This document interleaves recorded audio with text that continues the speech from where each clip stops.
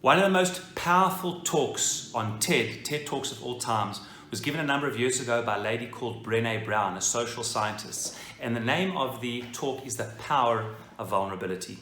And indeed, very few things, if any, are more important than the expression of vulnerability in order to build human relationships. This must be distinguished from weaknesses, vulnerabilities when it comes to competition, where there is a victor and a loser.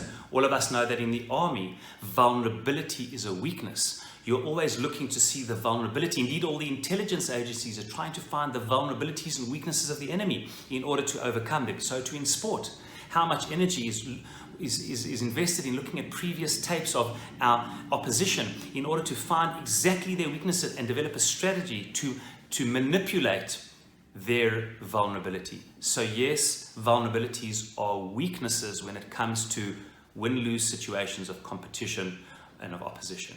But it is exactly the opposite when it comes to human relationships and, of course, our relationship with Hashem.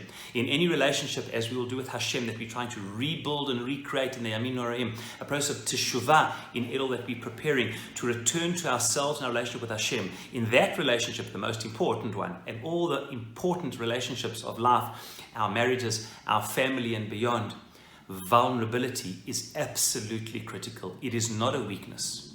It is a strength.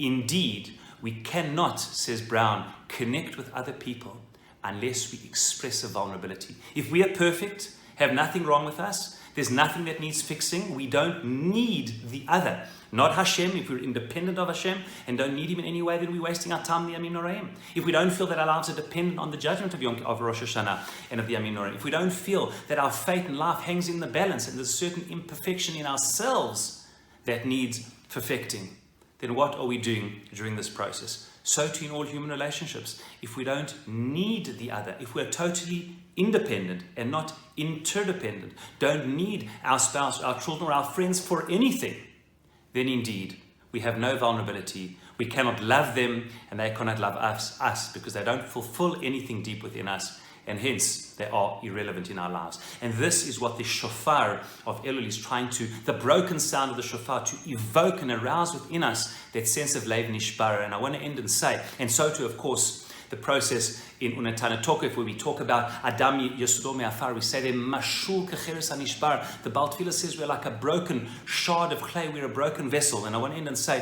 what the Kotzker Rebbe famously said. He said, Ein Shalem Yoter Milev Nishbar. There is nothing more complete than a broken heart, because a broken heart is not disheartened. It's an understanding that there's a part of ourselves that we need to inspire ourselves to connect with the other, to connect with Hashem, to repair within ourselves. So we're not brokenhearted, we are not disheartened, we are brokenhearted in the sense that we see that our heart needs to be perfected, we need to grow, we want to be better, we want to connect. And may we be awakened by the sound of the shofar of Elul to come into the Yamin Noraim with a deep understanding of the power and need of our vulnerability to connect with Hashem and to connect with those who truly matter in our lives.